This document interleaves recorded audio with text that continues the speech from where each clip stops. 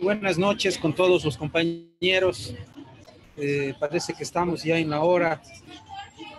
3 minutos para poder Buenas comenzar. noches, doctor. ¿Cómo le va? Está, muy buenas noches. Un gusto.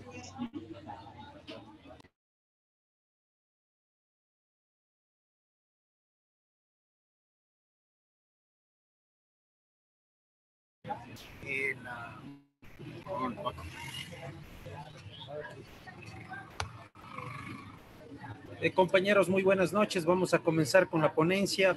Voy a pedir mil disculpas si de repente existe alguna interferencia, toda vez que terminamos una diligencia conjuntamente con mi equipo de trabajo y nos encontramos específicamente en la calle Luxemburgo de Quito, en Juan Valdés. Así que si es que por ahora es circunstancia tenemos algún sonido que nos incomode, les voy a pedir mil disculpas. Lo importante es cumplir con este cometido, ¿no? En virtud de aquello, en primer lugar, quisiera comentar con las personas que se encuentran conectadas ya, si es que fue factible y recibieron la documentación que se les había ofrecido, ¿no? Personalmente lo hice en el chat, no sé si es que les llegó. Sí, doctor, sí llegó. Perfecto. Buenas noches, doctor. Sí llegó. Perfecto. Ojalá esté siendo de utilidad, ¿no? Claro que sí. Mejor. Con eso ha ayudado un poco para frenar un poco a la justicia, que no despachan las causas. Exacto, un poco allá nos vamos dando cuenta que las herramientas que tenemos son verdaderamente fuertes, pero lo importante siempre es poderlas utilizar de manera óptima. Eso es lo necesario. Muy bien, nosotros habíamos comenzado a hablar respecto al rol de la víctima, respecto a los derechos de la víctima o a la víctima misma en el proceso penal. Les quiero comentar como antesala que el día de hoy estuvimos en un recurso extraordinario de casación, juntamente con los colegas que están aquí a mi lado, y se había discutido un tema álgido respecto justamente al rol de la víctima en el proceso penal. Y desarrollando el tema de la víctima propiamente dicha, este tema en realidad es muy importante. Y por esa razón, en lo personal, me voy a referir a este aspecto, ¿no? Estableciendo lógicamente que las cartas o derechos que tiene la víctima en su incidencia, lógicamente, dentro del proceso penal nos conlleva necesariamente a no poder hablar de un rol, porque la víctima en sí tiene roles de ejecución. Y estos roles de ejecución básicamente se establecen cuando esta por ejemplo, aparece como acusadora y a la vez como testigo, o estableciéndose esos dos roles en común dentro de la carta de derecho que tiene la víctima en la ejecución de un proceso. Es importantísimo establecer que este aspecto es muy rico para trabajar en la victimización secundaria y en el derecho a la defensa. Como primera aproximación, señalaremos que la víctima o que la imagen del imputado como eje y protagonista del derecho penal indiscutiblemente, y hoy día fue esa una discusión y un acierto que tuvimos en la defensa por cuanto el juez concibió esta tesis, es decir, que existe un desplazamiento desarticulante hacia la víctima como un eje central del proceso. Este desplazamiento se verifica específicamente en la lectura política del derecho penal. Gerard ha manifestado dentro de una ponencia importante que tiene dentro de su obra El desarrollo de la víctima individual, que si la pieza central del modelo penal del Estado de bienestar era la protección experta del ofensor individual y sus necesidades, el centro discursal penal contemporáneo es una proyección política y la víctima automáticamente sería individual y de sentimiento. Gerard también establece dentro de su criterio que era muy correcta la exposición de sentimientos porque son muy tenidos en cuenta, sobre todo en la situación de víctimas particulares y vulnerables. Esta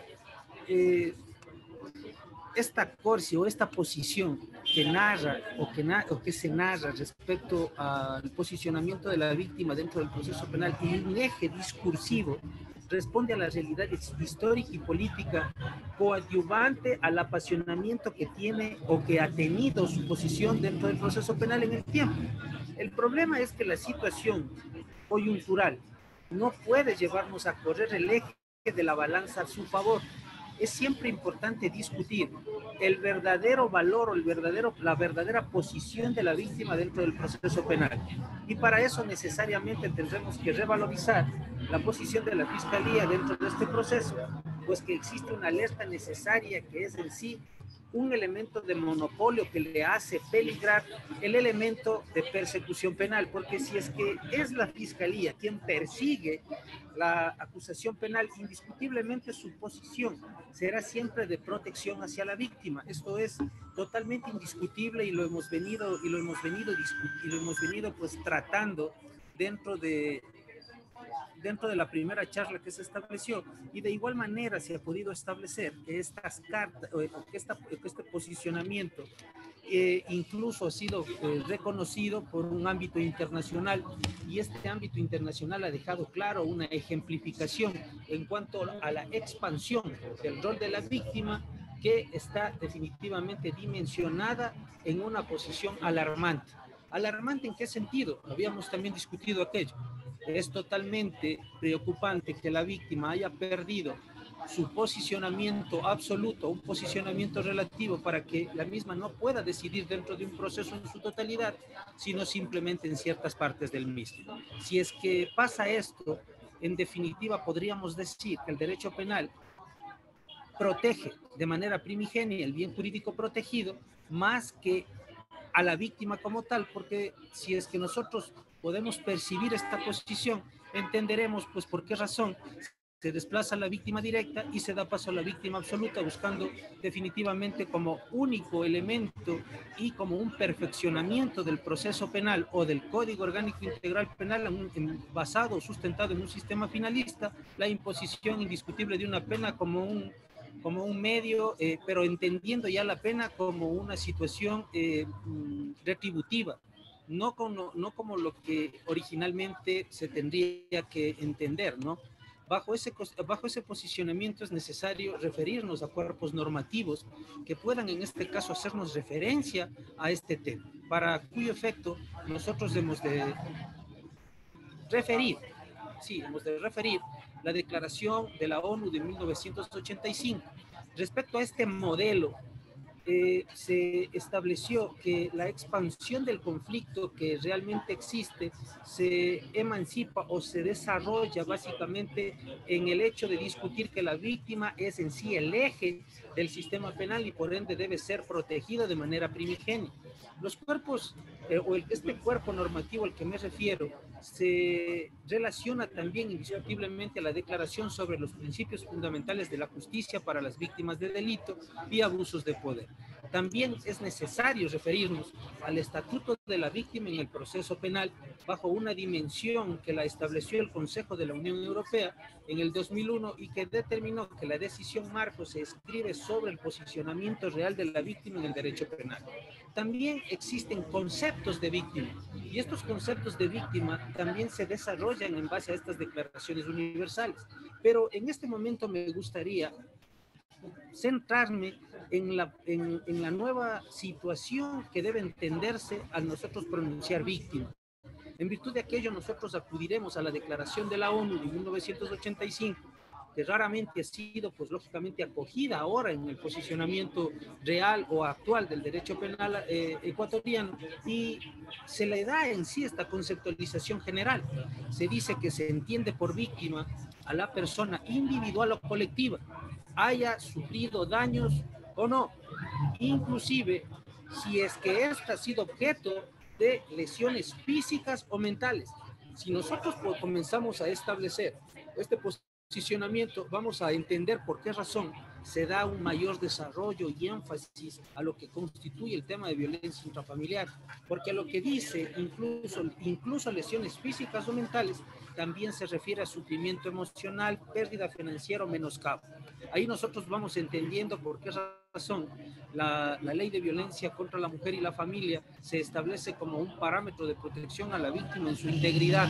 Muchos han discutido que es demasiadamente protectora y demasiadamente sancionadora para quienes serían en este caso los sujetos pasivos, pero indiscutiblemente Indiscutiblemente lo único que hace el proceso penal o el derecho penal es ubicar o recoger estos pronunciamientos internacionales para definir indiscutiblemente la nueva posición de la víctima dentro del proceso penal, que si bien en ciertos aspectos se le da su posición, es reiterado por más de una ocasión dentro de esta ponencia, que no se efectiviza en el Código Orgánico Integral Penal, ya que su desarrollo es escueto. Es importante, bajo esta conceptualización, tener que los efectos dimensionales marco que establece, pues lógicamente estos tratados internacionales, establecen o protegen o definen a la víctima como la persona física que ha sufrido un perjuicio, en especial lesiones físicas o mentales, daños emocionales, y que necesariamente esta acción o omisión que infrinja la lesión penal dentro de un Estado debe ser sancionada. Por esa razón, la Carta Interamericana, en su artículo 2, define también a la víctima en una posición general, pero acogida de manera absoluta dentro de lo que es el posicionamiento ecuatoriano. Como una aproximación coincidente, nosotros necesariamente veremos tres cuerpos que hacen referencias a personas físicas. El primero, que dimensiona el concepto, los derechos enunciados por estas cartas se refieren básicamente a víctimas, físicas y a su familia directa, así como también excluyen los elementos corporales de cualquier tipo, empresas y el Estado como víctima dentro de sus estatutos. Entonces nosotros vamos siempre a entender que víctima será la persona física. ¿De dónde se desprende que la víctima y el ofendido no son necesariamente sinónimos? Esto es algo que ya se trató, pero que sin embargo es necesario desarrollar. El derecho procesal le otorga el carácter de ofendido a los sujetos de derecho que no son personas físicas, mientras que a los fines de estos cuerpos, para ingresar a la categoría de víctima debe ser una persona física. Esa es la diferencia, ¿sí? Y que necesariamente debe quedar sentada. Extender el alcance de este concepto de víctima a órganos estatales, corporaciones o empresas implica, en este orden de ideas, forzar el lenguaje de un modo que termina desvirtuando el concepto de víctima. En virtud de aquello, debemos entender que víctima es la persona física y ofendido debemos entender que es aquella a la que se le otorga una existencia documentada. Esta discusión, porque lo que yo en este momento acabo de decir generó pues una fricción lógicamente doctrinaria, pero esta surge de la fuente de los derechos de las víctimas. Pero esta fuente no es otra que la dignidad humana. En el predominio de la Carta Iberoamericana, esto se anuncia claramente considerando que desde el marco de los derechos humanos, los derechos de las víctimas deben hacerse efectivos con respecto a su dignidad, debiendo adoptarse las medidas apropiadas para garantizar su seguridad. Bajo este concepto generalizado y básicamente fundamentado en norma supra, es importante establecer cuál es en sí el rol de la intervención de la víctima en el proceso. Esto es indiscutible desarrollar, esto es muy importante desarrollar. Aquí es donde se marca claramente un desarrollo progresivo en el que se tiende a otorgar a la víctima derechos cada vez más amplios. Tanto es así que en algunos casos se puede dudar del monopolio de la persecución penal por parte del Estado, y en algunos casos veremos que este avanza en relación preocupante a la misma. Como punto de partida volveremos a la Declaración de Principios Fundamentales de Justicia sobre las víctimas de delitos y abuso de poder y elementos de Organizaciones Unidas. De esta manera, en su artículo 6 claramente se establece un posicionamiento de la víctima. Establece que informa a las víctimas de un papel o alcance, en base a un desarrollo cronológico, y marca la diferencia entre las actuaciones ex antes y ex después, permitiendo que las opiniones o preocupaciones de la víctima sean presentes y examinadas en diferentes etapas. Estas etapas, lógicamente, refiriéndonos a el proceso penal como tal. Es imperante establecer que incluso en el ámbito del derecho internacional, los derechos humanos se complementan a la posibilidad de intervenir de la víctima, pero mucho más acotado, ya que en el inciso tercero del artículo 68 del Estatuto de la Corte Penal Internacional se dice o se determina que la Corte permite en las fases de juicio se considere conveniente que se presenten y tengan en cuenta las opiniones y observaciones de las víctimas si se vieran afectados sus intereses personales y de una manera que no redunde en detrimento de los derechos del acusado. Es decir, la Corte Penal Europea lo que hace es un posicionamiento, un equilibrio o una aplicación de un principio de ponderación adecuado. Este principio de ponderación necesariamente nos obliga a retrotraernos y a revisar los tres subprincipios que determinan su desarrollo propiamente dicho. A lo que nosotros le hacemos referencia a ponderación, necesariamente nos estamos refiriendo o vamos a tener que analizar tres estamentos, que es la idoneidad, la necesidad y la proporcionalidad. Entonces, desarrollado todo aquello, la Corte llega a esta concepción, que si bien el desarrollo del derecho de la víctima puede avanzar, puede crecer, no puede este crecimiento ir en menoscabo del derecho propio legítimo que también tiene en este caso el procesal. Sin perjuicio de aquello, discutiremos y siempre estableceremos que existe lógicamente un sobreposicionamiento de la víctima en estas circunstancias. Otro tema de relevancia, y con el que básicamente terminaré este análisis supra que se ha realizado es que la Carta Interamericana de Derechos de las Víctimas ha establecido que las mismas marcan un punto culminante en el avance de la víctima en el proceso penal. Por un lado, en el artículo 3.2 del derecho de participación en el proceso consagra que la víctima tiene derecho a participar activamente en todas las etapas del proceso. Esto también se recoge en el Código Orgánico Integral Penal, pero continúa manifestando la Carta Iberoamericana que por esta razón se le debe garantizar el ser escuchado, ¿sí? Y si es que nosotros nos vamos al Código Orgánico Integral Penal, podemos ver que este elemento de la Carta Iberoamericana también se plasma en el artículo 432, numeral 1, numeral 1 del Código Orgánico Integral Penal, cuando se dice que puede ser escuchada, lógicamente sin necesidad de interponer acusación particular, que es una consideración importantísima, pero vemos de dónde viene o de dónde se va derivando. Otra circunstancia que se establece dentro de esta Carta Iberoamericana es de que se puede impugnar es la facultad que tiene de impugnar ante la autoridad judicial las omisiones de la investigación de los delitos. Básicamente esta situación puede ser reconocida dentro del Código Orgánico Integral Penal. Efectivamente lo es, y por esa razón se dice que cuando la Fiscalía genera una abstención de acusar, pues el derecho de impugnar sigue vigente para la víctima. Pero aquí nosotros tenemos que tomar un direccionamiento claro. El Código Orgánico Integral Penal establece o aquí genera en sí una fricción entre este derecho desarrollado y lo que efectivamente nuestra legislación limita dentro de ese punto, ya que la víctima únicamente va a poder en este caso impugnar un dictamen abstentivo siempre y cuando presente acusación particular. Es decir, para eso sí se establece una obligatoriedad en cuanto a esta formalidad, pero si nosotros damos paso a la formalidad por sobre el derecho desarrollado de la víctima, automáticamente estamos rompiendo un parámetro fundamental. Y al referirme a romper un parámetro fundamental, es en sí el que está vigente dentro del Estado ecuatoriano. Me estoy refiriendo básicamente al neoconstitucionalismo. El neoconstitucionalismo se encuentra desarrollado dentro de la Carta Magna en el artículo 11, numeral 4 de la Carta de la Constitución, y básicamente establece que ninguna norma procesal va a poder limitar el derecho de las partes, el derecho de las personas. Pero si es que esto dice la Constitución y efectivamente se establece un parámetro en el que la formalidad se establece por sobre la solemnidad del desarrollo del poder de la víctima, pues lógicamente la pregunta que formulo y que deberá ser desarrollado, pues lógicamente en el debate, se centra en determinar: ¿esta norma es inconstitucional? ¿Esta norma es limitante de derechos? Esta situación de exigir la acusación particular para poder impugnar un dictamen abstentivo limita el derecho de la víctima. Tenemos que desarrollarlo, tenemos que discutirlo y llegar a consensos claros.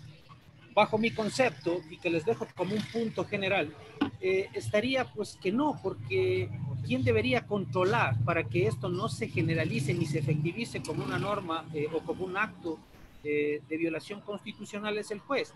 Pero ¿cómo puede actuar el juez si es que la disposición procesal es clara al respecto? pues simplemente aplicando principios como normas de optimización. Sabemos que los principios, de acuerdo al criterio de Robbins Alexis, se establecen básicamente como derechos.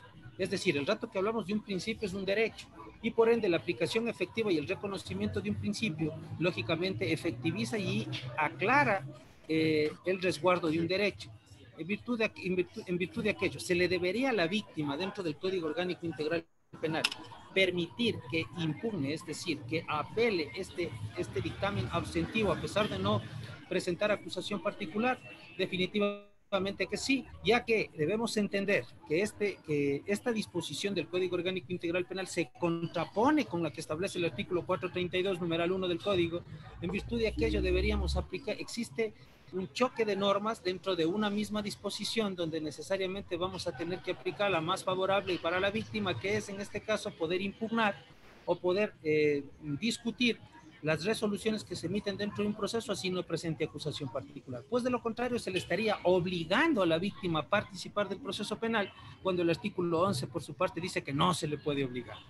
Es una concepción bastante interesante, pero que es necesario también discutirlo dentro del desarrollo de este diplomado, por el alto conocimiento que tienen ustedes y tal vez por el aporte complementario que de alguna manera se da. De igual manera, esta corte iberoamericana establece como otro de los lineamientos que la víctima tiene derecho a participar en las audiencias en general y también a oponerse a la modificación de medidas privativas de libertad. ¿En qué sentido nosotros podemos acoger este criterio de la Carta Iberoamericana y decir que efectivamente se efectiviza dentro del Código Orgánico Integral Penal? Nuevamente, vamos a lo mismo. Si la víctima tiene derecho de participar de las audiencias, ¿por qué razón? El Código Orgánico Integral Penal, que sería necesario revisarlo en el artículo 604, se establece básicamente que se le puede dar derecho a todo, menos a poder presentar alegaciones respecto a vicios formales, de procedimiento, de procedibilidad, de cuestiones preprocesales o de competencia, si es que no tiene acusación particular. Nuevamente se limita esta situación y también sería limitar el derecho de intervenir dentro de la audiencia en su integridad, ya que si participo en la audiencia de evaluación y preparatoria de juicio, pero no puedo alegar respecto a los vicios, ¿estoy participando efectivamente dentro de esta audiencia? ¿Se me permite poder anunciar pruebas si es que yo no presento acusación particular? No. Entonces, efectivamente, la presencia física se puede dar, pero el derecho de poder intervenir libremente en la audiencia no existe. No existe. Aquí se produce una nueva lesión a este derecho de la víctima que necesariamente también va a entrar en debate dentro del día de hoy por parte del amplio conocimiento que tienen ustedes y podemos llegar a dilucidar estos, digamos, no tan pequeños problemas, pero existentes dentro de la norma procesal. El poder oponerse a las órdenes o a las medidas privativas de libertad. Oponerse en el sentido de que sean sustituidas, quiero entender, ¿no? ¿Por qué razón? Porque lógicamente nosotros debemos entender que las medidas cautelares que se presentan dentro del Código Orgánico Integral Penal tienen una doble arista, un doble sentido. Tienen un sentido procesal y un sentido de protección de la víctima. Si nosotros hablamos, por ejemplo, del hecho previsto en el 519, ¿no? 4 numerales específicamente tenemos dentro del 519 y se establece específicamente que la prisión preventiva se ordena con la finalidad de garantizar la presencia del procesado del proceso. Este es un fin procesal, pero cuando dice, por ejemplo, que la medida cautelar se ordena con el fin de proteger los derechos de la víctima, es en sí un fin victimológico el que persigue la medida cautelar. En virtud de aquello, es lógico que la víctima va a poder oponerse a la sustitución de esta medida y por esa razón se determina muchas veces, no doctrinariamente, lastimosamente dentro del tema procesal no se ha desarrollado, que la presencia de la víctima dentro de estas medidas cautelares pudiera ser determinante, porque no sería una facultad, una potestad libre del juez, ya que lo que se está en este caso protegiendo o velando es en sí porque un proceso se lleve a cabo de una manera sin fracturamiento, pero a la vez esta situación se contrapone con el otro lineamiento establecido en cambio por la Corte Penal Europea, en la que dice que si bien se acepta que el derecho de la víctima se desarrolle de manera absoluta, el mismo no puede ser demasiado superior al procesado, pues va a existir un desequilibrio que rompe el principio de unidad de derechos. es bastante complejo. Dentro del artículo 19 también encontramos otra circunstancia, y le agradezco al colega que me pone a la vista este artículo, porque difícilmente, muchas veces la mente es ingrata, ¿no? Y se establece, pues, por ejemplo, de que otro de los fines es evitar que se destruya o obstaculice la práctica de pruebas, que desaparezcan elementos de convicción. Entonces, esta circunstancia es netamente procesal. Y la última, garantizar la reparación integral de las víctimas, es victimológica. Bajo esa consideración, entonces, concluimos con esta exposición y le agradezco, doctor, por ese apoyo que me ha dado exponiéndome el artículo 519. Otro de los elementos es factibilizar el probatorio. Esto dice la Carta Iberoamericana, que debe factibilizarse o que debe entenderse. Entonces, nuevamente tenemos desde qué punto, desde qué perspectiva, los compañeros, podemos en este caso decir que se respeta la Carta Iberoamericana si nuevamente manifiesta que no permite a la víctima, en este caso, anunciar prueba si es que no presenta acusación particular. Debemos revisar básicamente el Código Orgánico Integral Penal y nos vamos a dar cuenta de todos estos elementos que dan lugar o predominio a ciertas formalidades por sobre solemnidades, que en este caso sería el derecho de la víctima. La pregunta que hago es, ¿acaso el limitar la posibilidad de anunciar prueba cuando no presenté acusación particular o no soy acusación particular, no limita el derecho a la defensa? ¿No limita el derecho que tiene la víctima de acuerdo al 78 de la Constitución y 78 del Código Orgánico Integral Penal, en el sentido de que lo que se busca es la verdad a través de la sustanciación de vida de un proceso? Otra pregunta que establezco, el que se me impida anunciar, ¿en qué posición me deja en el juicio? ¿Acaso que la víctima directa debe sucumbir en definitiva ante la víctima absoluta y permitir o dejar que únicamente los criterios de la Fiscalía sean los determinantes? ¿Acaso no tengo el derecho de discutir aquello? Es un tema que también voy a poner en discusión y que lo vamos a tener que el día de hoy con total solvencia, estoy seguro. Es importante también concluir de que otro de los elementos que esta Carta Interamericana establece en cuanto a los derechos de la víctima es el recibir información sobre básicamente la resolución del proceso. En base a estas circunstancias, debo decir que el Código Integral Penal sí recoge esto, pero lo recoge no como un tema procedimental, sino como un medio de reparación integral. ¿Por qué razón? Porque si nosotros revisamos resoluciones de la Corte Interamericana, resoluciones de la Corte Constitucional, resoluciones de la Corte Nacional de Justicia que se han referido a la reparación integral, ha determinado básicamente que el notificar con la sentencia a la víctima, así ésta no haya participado del proceso, se establece o se consolida básicamente como un medio de reparación simbólico. Pero si bien, vuelvo y repito, no se establece o no se recoge como un derecho, como un sistema procesal desarrollado, sí se lo hace como un medio de reparación. Entonces, para conocer lo que pasa en realidad dentro de los hechos o dentro del proceso, si no participo de la audiencia, igual se me va a notificar, se va a determinar lógicamente lo que ha discutido o ha peleado la víctima absoluta, y bajo esos parámetros la víctima directa va a saber qué mismo es lo que le suscitó. Tal vez el mecanismo no es el mejor, pero sin embargo se cubre esta exigencia de la Carta Iberoamericana conforme es referido en este análisis 3.2 de la referida disposición. Asimismo, se establece también de que la víctima debería tener derecho a ser informada de las condiciones del cumplimiento de la pena y la participación específica de la participación en las audiencias donde se modifique la misma. En este punto también es menester realizar un análisis, pero un análisis de fondo. ¿Por qué razón? Porque nosotros, y me había permitido en la primera exposición referir que la víctima, si bien pierde ese derecho a poder resolver el proceso en cualquier momento mediante un medio conciliatorio, por ejemplo, también es determinante y concluyente establecer de que si bien los procesos llegan a juzgamiento, estos juzgamientos específicamente sobre el tema de reparación integral no se efectivizan. Tanto es así que realizando estadísticas se determina que el 80% de las sentencias que se dictan no se cumple la reparación integral, no se cumple el tema de la reparación integral a la víctima, pero ha existido una modificación y esta modificación ha sido efectiva por parte de la Corte Nacional de Justicia. ¿Qué ha dicho la Corte Nacional de Justicia? Que el tema de la reparación integral es una obligación del juez y un derecho de la víctima, ordenarla.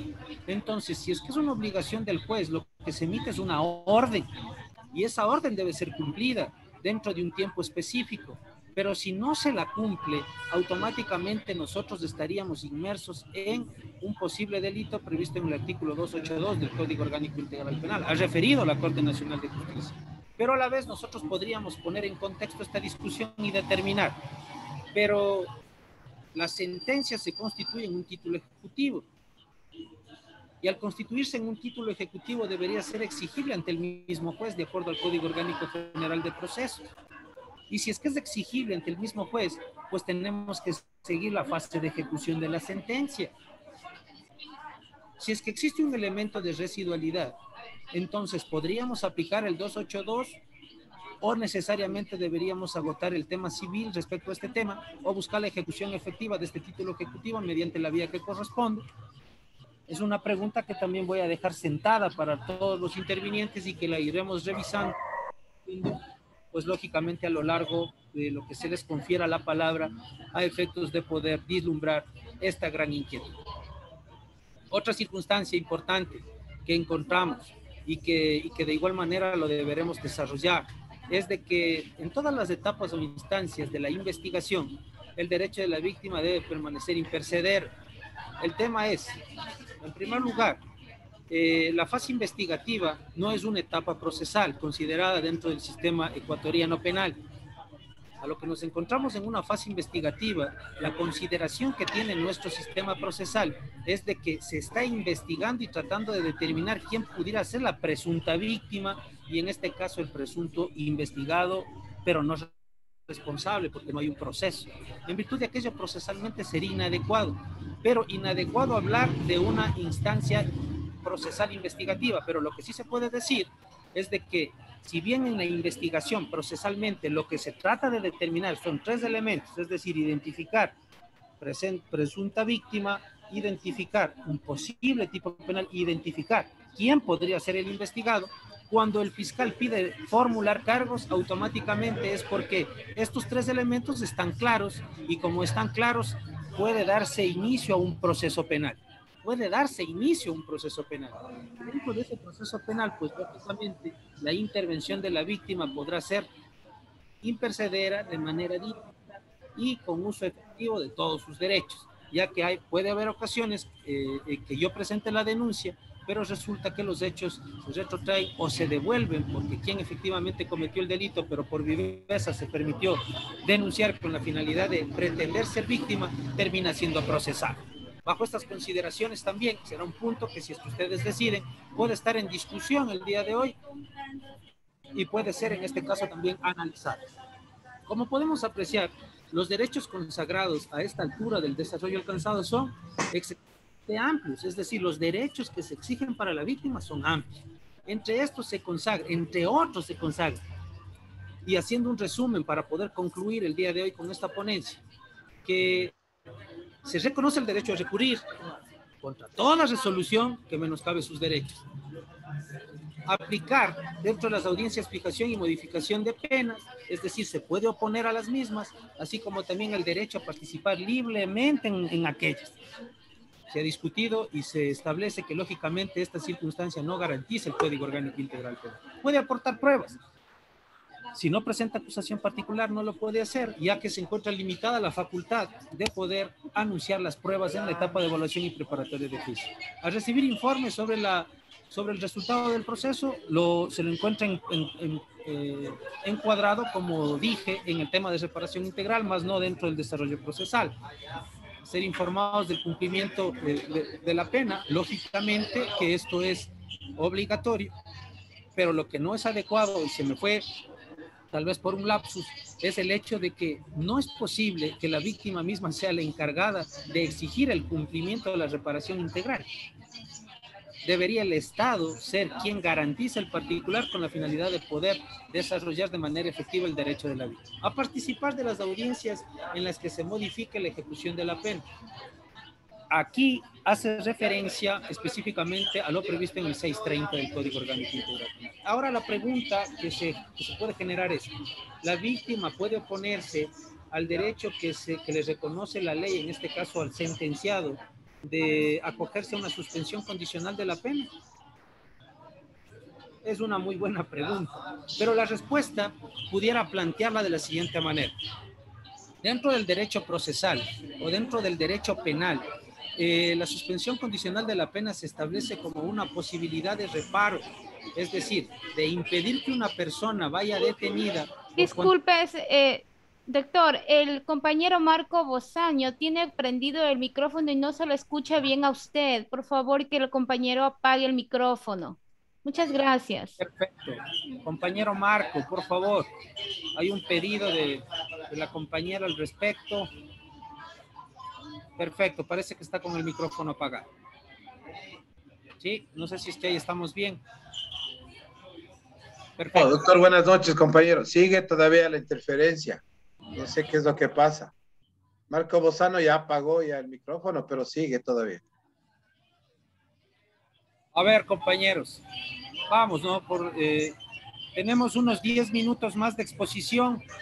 No sé si es que ahí se me escucha claro. ¿Sí? Sí, se le escucha, doctor. Perfecto. Entonces, vamos a tratar de concretar estos 10 minutos faltantes. Por favor, voy a hablar un poco más alto con la finalidad de que ustedes tengan un retorno efectivo. ¿Sí? Estábamos en la discusión del hecho de la suspensión condicional de la pena. Se dice que uno de los derechos de la víctima es efectivamente poder participar de manera activa dentro de este momento con la finalidad de poder oponerse. Esto dice la Carta Iberoamericana, pero ahora, dentro del sistema procesal ecuatoriano, la suspensión condicional de la pena se establece como un derecho del sentenciado. Y cuando hablo de derecho, quiere decir que deben cumplirse ciertos requisitos para que el mismo se efectivice. Y entre uno de esos está no haber sido sancionado ni haberse sometido a un beneficio conciliatorio anteriormente. Es decir, este beneficio de la suspensión condicional de la pena se establece como una segunda oportunidad para la persona que ha infringido la ley y que, de no ser grave la conducta, pueda en este caso beneficiarse, ya que puede llegar a considerarse que la conducta del mismo puede rehabilitarse en libertad. ¿Sí? Entonces, ¿cómo pudiera considerarse la intervención de la víctima dentro de esta suspensión? Es decir, darle un derecho que se superponga a otro derecho específicamente que tiene el sentenciado. Entonces, aquí se generaría nuevamente un conflicto y este conflicto debería ser resuelto definitivamente en base a la aplicación o desarrollo de lo que Robert Alexis manifiesta respecto al principio de ponderación. Y voy a permitirme hacer este ejercicio en este momento, ¿no? Sin ningún problema. Posteriormente podemos nosotros discutir al respecto. Si es que nosotros pasamos a hacer un análisis del principio de ponderación, debemos analizar 3 subprincipios. El primer subprincipio, que haría referencia específicamente a la idoneidad de la acción. Entonces, analicemos. ¿Es idóneo que la víctima se superponga al derecho que tiene un infractor primario? Es decir, nosotros, por proteger el derecho de la víctima y hacer que sus derechos se desarrollen de manera efectiva, podemos permitir que exista en este caso un mayor incremento en cuanto al hacinamiento carcelario. Pudiéramos romper en este caso un lazo familiar que tiene necesariamente el infractor, tomando en cuenta de que la conducta no es de aquellas que supere los 5 años, es decir, no se constituye jurídica y procesalmente dentro de materia penal en una conducta grave. La respuesta es no sería idónea para mi criterio.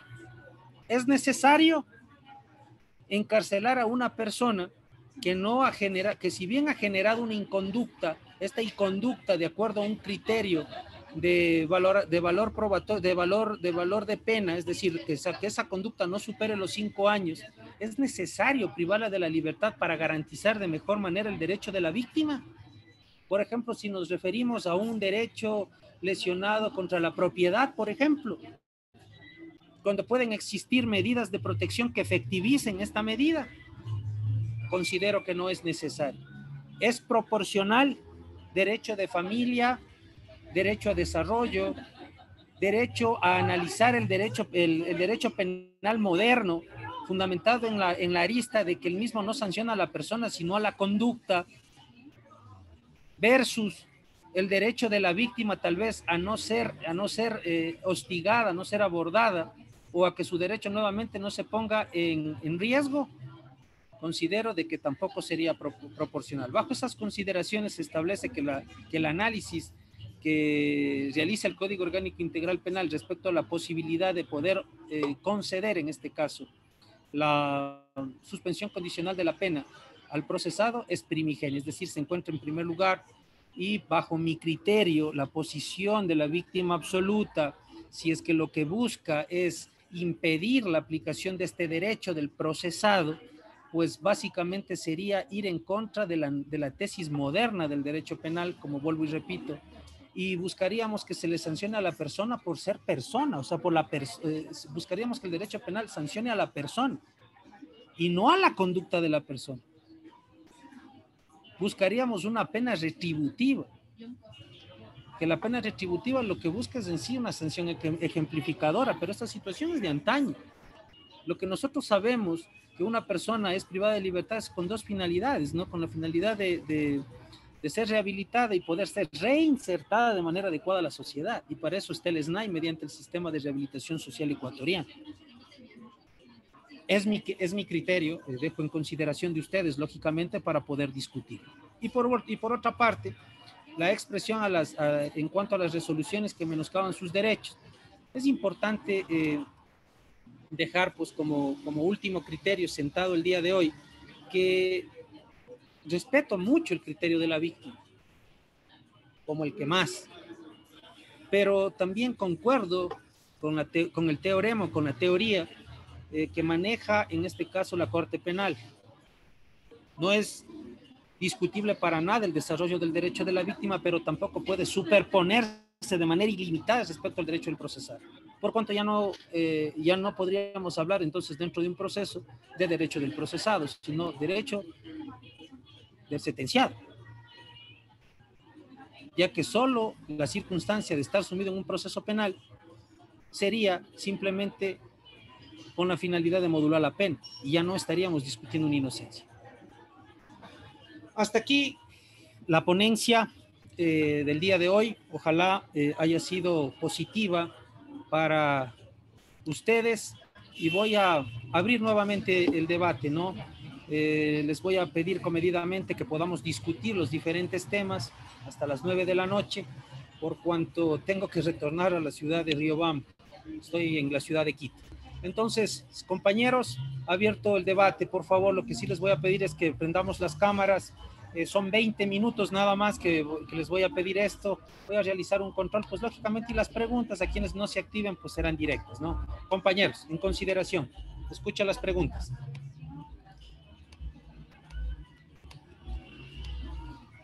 Doctor, buenas noches. Compañeros, buenas noches. Un gusto si bien es cierto, verdaderamente, bueno, respeto mucho su forma su criterio al respecto, ¿no? Pero se ha visto en la realidad que la delincuencia cada día crece y crece. Si bien es cierto, como usted dice, el derecho tiene tanto la víctima como el victimario, pero sin embargo, pienso que se tiene que tener darle mayor importancia a la víctima. Si bien es cierto, de igual forma, el Estado también es en cierta forma causante de que exista delincuencia, pero pues, se ha visto por experiencias que gente que ingresa, como dice, comete delitos, ingresa, sentenciado y gracias a la ley nuevamente vuelve a salir y supuestamente está rehabilitando en su domicilio, como usted dice. La ley le faculta, pero en ese lapso como que toman mayor fuerza y cometen más delitos, uno tras de otro. Entonces yo pienso que tiene que sancionarse y estar internado, rehabilitándose, que el Estado garantice la rehabilitación sería un éxito. No comparto la idea de que la persona que cometió un delito salga nuevamente a cometer una cadena de delitos. Eso es mi... Gracias, doctor. Perfecto. Frente a este tema, yo voy a ponerle en contexto lo siguiente. Siempre es importante, por eso me gusta mucho abrir al debate y voy a analizar lo siguiente brevemente.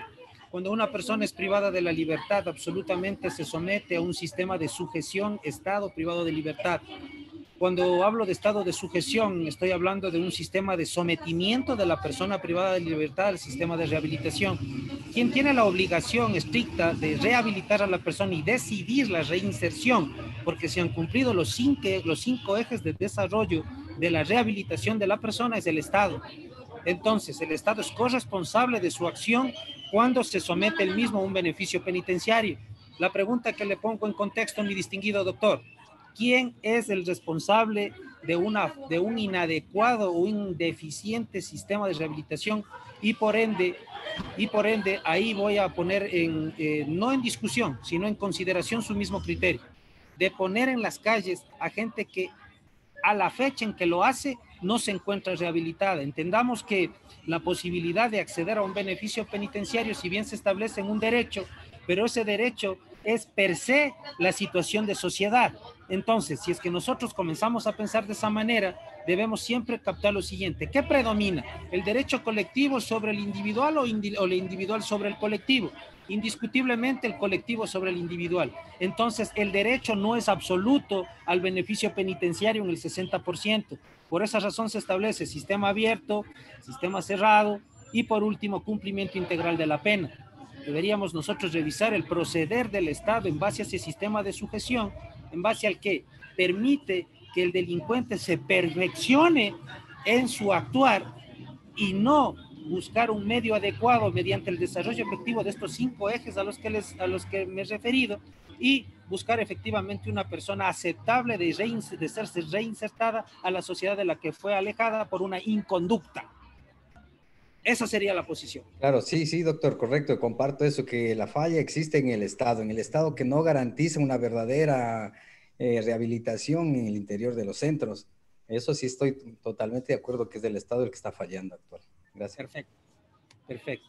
Vamos por favor a conectarnos, les pido, prendan las cámaras, por favor, compañeros. No creo que sea mucho molestarles, unos 15 minutos de su tiempo, de su valioso tiempo. ¿Alguien más? ¿Alguna duda que exista? Muchas gracias, la duda muy importante. Ojalá la respuesta también haya sido enriquecedora. Doctor, buenas noches.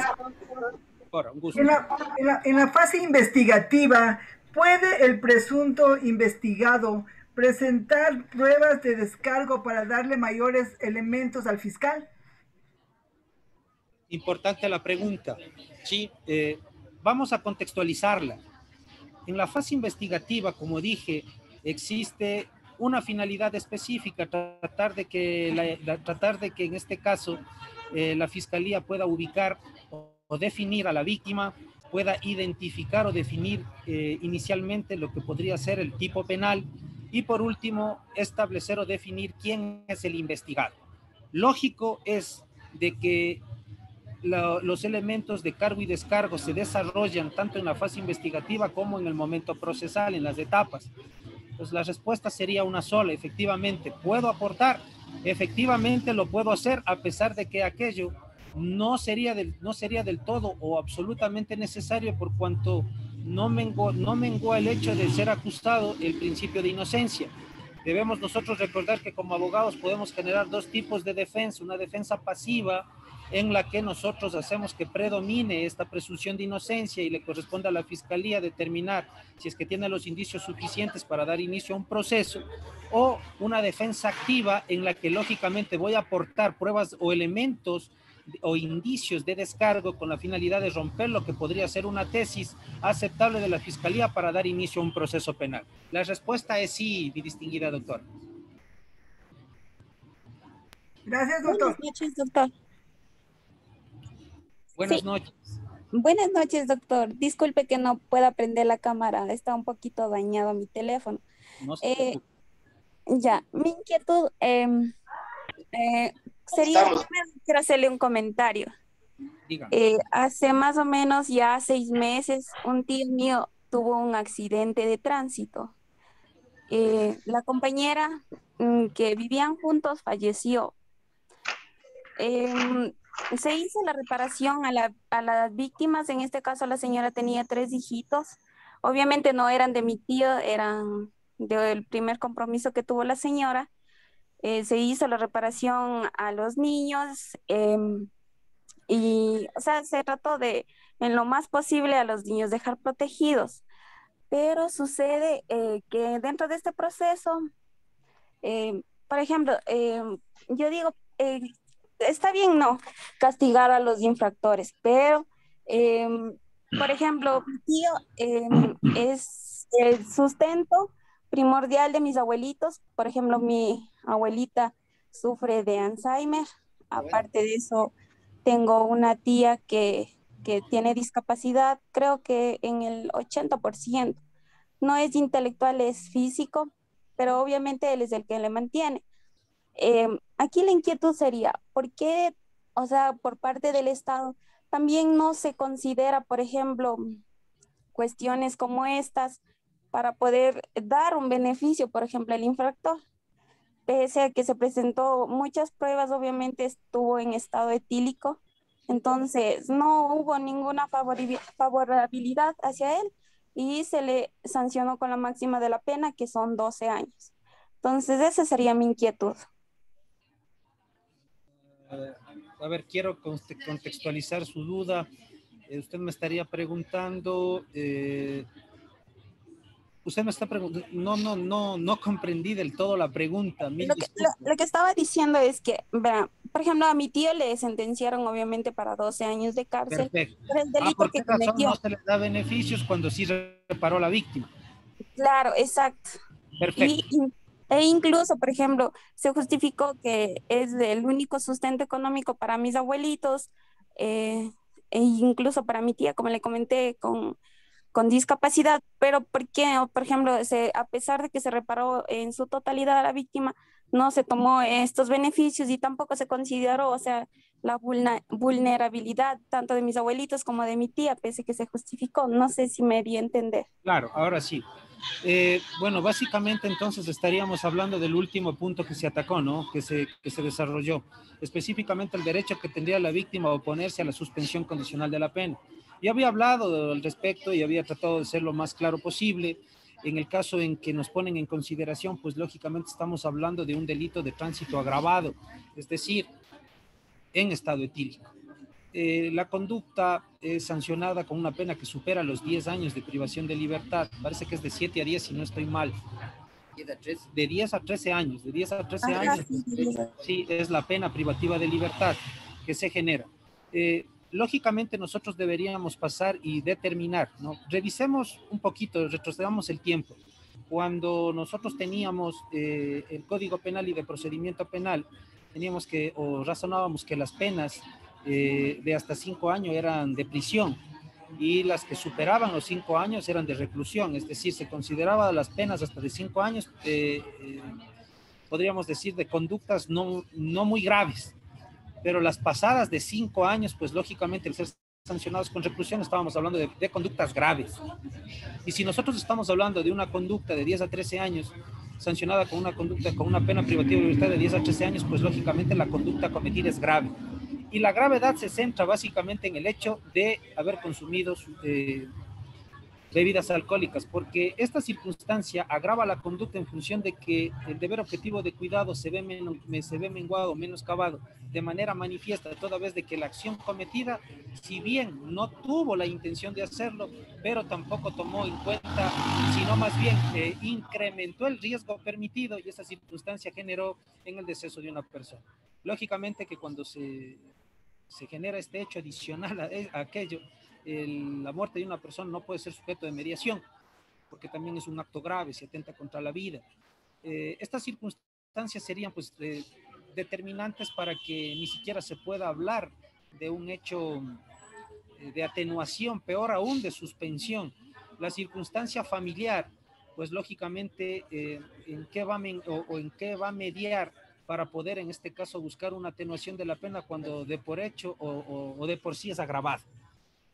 Esa sería un poco la consideración. Ni siquiera podríamos pasar a analizar el tema de si es que se podía establecer algún tipo de beneficio. Por el contrario, veo que el juez fue bastante benevolente poniéndole 12 años, ya que la pena debería haber sido un poco mayor. Eso. En el código, un doctor, en el código dice de 10 a 12 años, entonces le pusieron la máxima, que fueron 12 años. Sí, la máxima, exacto. Sí, la máxima, eso es justamente por el hecho, ¿no? Por las circunstancias que concatenan. No conozco 100% el caso, pero el hecho de haber consumido alcohol sí es un tema que agrava. Sí, esa sería un poco la respuesta. Estimado doctor, muy buenas noches. Doctor, buenas noches. ¿Me escucha? Sí, sí, fuerte y claro. Doctor, una inquietud. Diga. Tengo un proceso que es por peculado, ¿sí?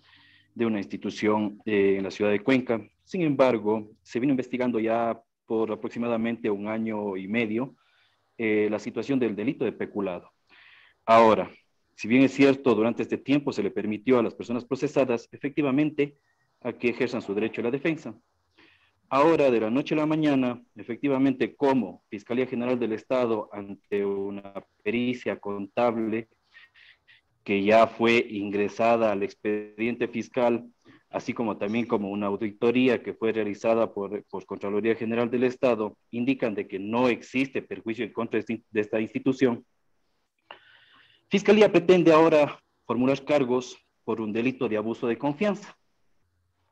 Supuestamente porque existe un faltante de $600 que no pertenece a la institución, sino que es un bono navideño que se han organizado los trabajadores en mandar a una cuenta bancaria y que la contadora efectivamente estaba administrando esos dineros. Pero esos dineros en el informe de Contraloría y en el informe en la pericia contable se indica que fueron ya reembolsados y existen las respectivas constancias, fueron reembolsados a estas personas, a los trabajadores.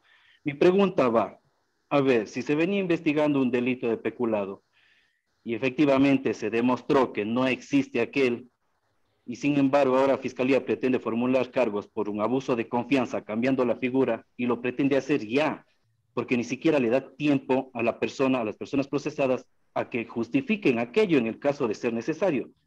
Entonces, se pretende ya, y de lo que tengo conocimiento, Fiscalía el día de mañana estará ya presentando la petición ante el juez para la formulación de cargos por otra figura. ¿Existe vulneración del derecho a la defensa en esta situación o no? Buenísima la pregunta, mi distinguido doctor. Y vamos a contextualizarla dentro del hecho procesal. Yo consideraría que violación al derecho a la defensa no, mi distinguido doctor. ¿Por qué razón? Porque la fase investigativa es eso, ¿no?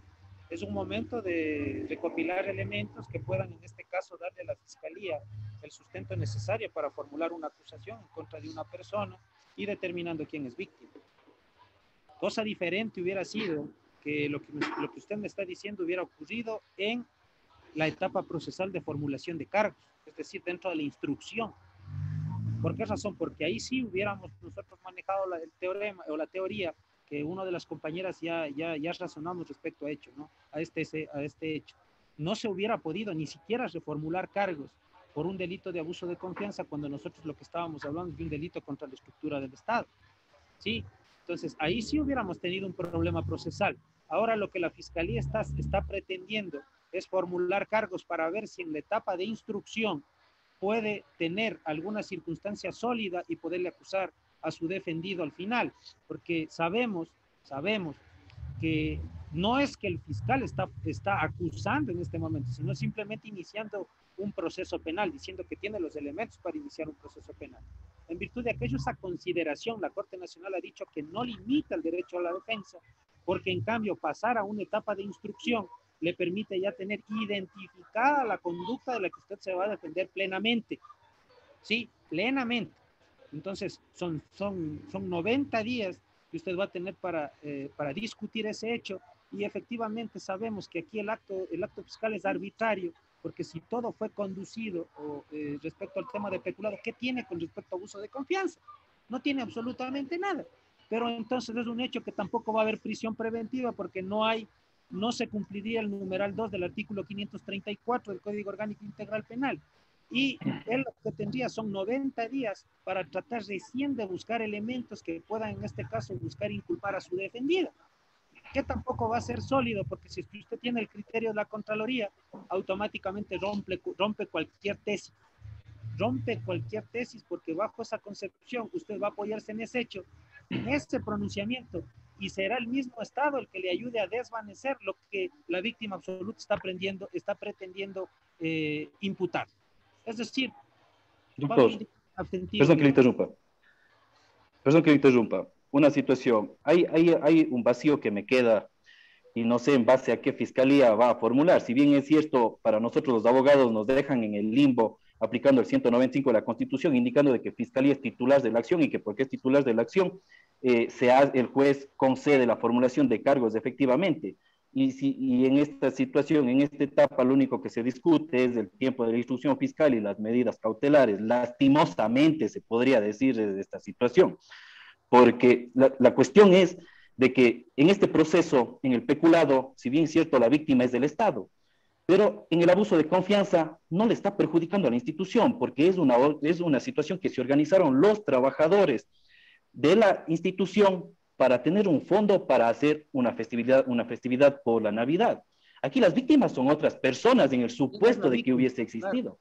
¿Quién es la víctima? O sea, ¿quién es la víctima? Y Fiscalía, ¿por qué se pretende hacer este tipo de formulación de cargos por abuso de confianza si no existe una víctima que haya denunciado aquello? Perfecto. Hay una cuestión, mi distinguido doctor, le voy a remitir al chat una resolución que sacó la Corte Nacional de Justicia, aunque veo que su criterio es muy importante, usted tiene un vasto conocimiento en el derecho y lo debe saber, pero si de algo le sirve, voy a remitirle el proceso judicial que se tramitó acá en la provincia de Pichincha, en la que se determinó que existe daño moral cuando la Fiscalía acusa por acusar, y la Corte Nacional de Justicia dio un fallo a favor y determinó que efectivamente el fiscal tiene que pagar una reparación integral a la víctima que acusó, en este caso, sin motivo. Tengo ese dato, les voy a compartir, que sería un arma letal para usted el momento en que el fiscal concluya la instrucción. Es un hecho que ya tiene una acción civil, mi doctor. Le agradezco, doctor. Muy amable. Espero que me ayude con esa información. No, sí. Ni bien cortamos esto, le envío. Sí, doctor, por favor, a mí también me interesaría esa sentencia. Perfecto. Muchas gracias. Listo, compañeros.